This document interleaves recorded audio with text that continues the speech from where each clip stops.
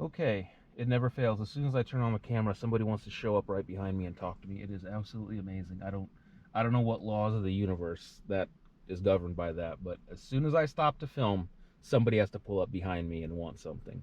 Okay, sorry for the rant. So this is my roughly 30-day review of the Ford Maverick. Um, I'm going to start with the good and kind of end with the bad. The good is that it's got really good headroom and it has really good visibility. And the Turbo 4, once you hit about 30 miles an hour, is definitely a more than adequate amount of power. It's pretty peppy once you get above about 30 miles an hour. The engine, you can't really tell anything just by looking at it. It's a very modern engine. Things are kind of hidden. Style-wise, you know, I think it's as good looking as anything else out there. That's very subjective, obviously. You know, think it looks good, think it looks bad, whatever. It is sprung oddly like stiff. Suspension's pretty stiff, which I don't find to be necessary. It really rides more like a truck, and this is obviously not a towing vehicle. This is a small bed. The bed is definitely, I like the utility factor. Small bed, you can carry around lots of stuff that you don't necessarily want maybe inside a vehicle. You know, it is definitely a very good little utility vehicle. I wish it rode a bit more like a car, since it's not meant for heavy towing. You know, you're not going to tow anything heavier than a jet ski in something like this. Otherwise, you're going to be stressing it out. So overall, I mean, I'm going to compare it to the last generation of Ranger. If you got like a 2010, you know, extended cab Ford Ranger, this is really a replacement for that. The fact that it's front wheel drive is going to make it way, way better in the snow, which I don't generally have to deal with, but I'm sure that is a much appreciated improvement in that respect if you live in an area with some bad weather.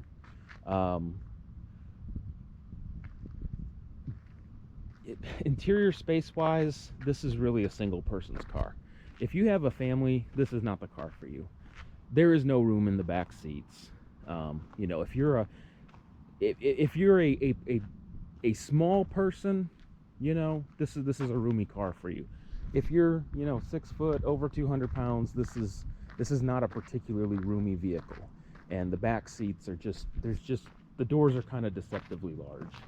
You know, there's really not a lot that you're gonna see, you know, back seat wise. There's not gonna be a lot of legroom.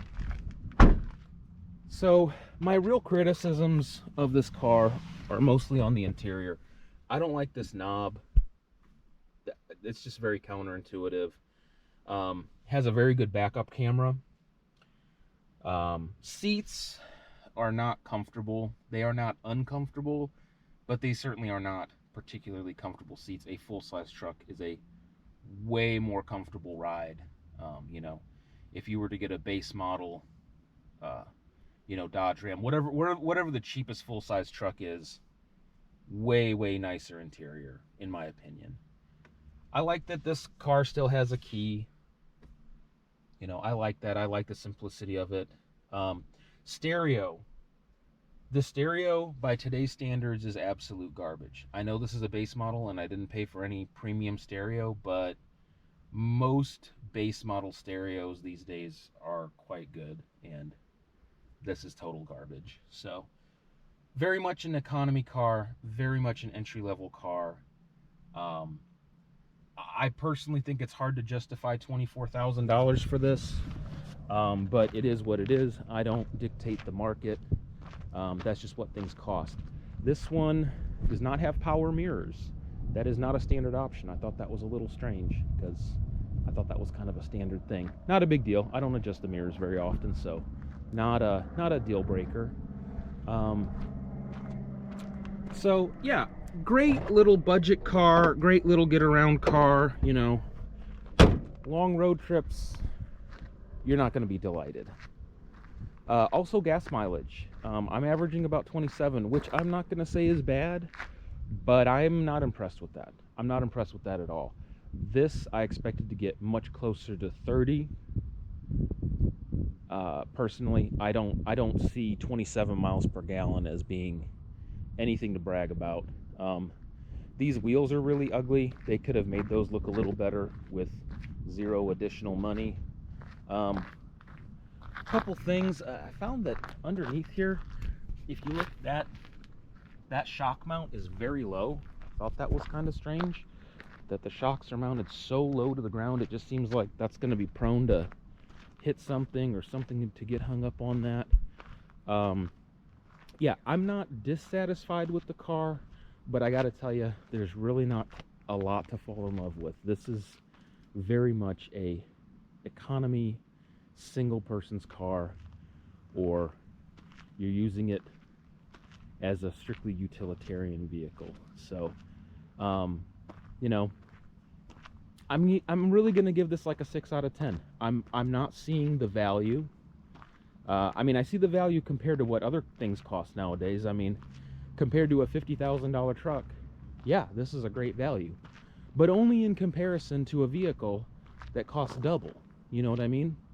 So, I know I'm rambling a bit here, but yeah, the great visibility, good headroom, good handling, good get up and go, great little, a great amount of utility in a relatively small vehicle.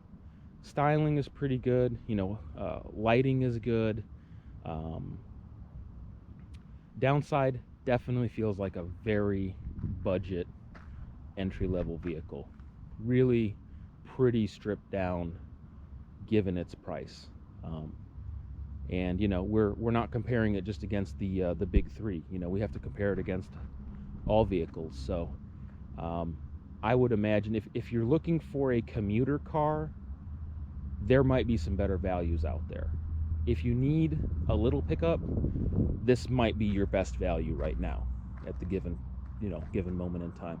Anyway, that's my 30-day review. 6 out of 10. I like it, but I don't love it. I don't think you really get a lot for your money here, but it is pretty zippy. So if you're going to get one of these, I would tell you definitely cough up the extra money for the Turbo 4. You'll be glad you did. The hybrid, I have not driven it, but I've been told is kind of lacking. So I'm glad I opted for the Turbo 4.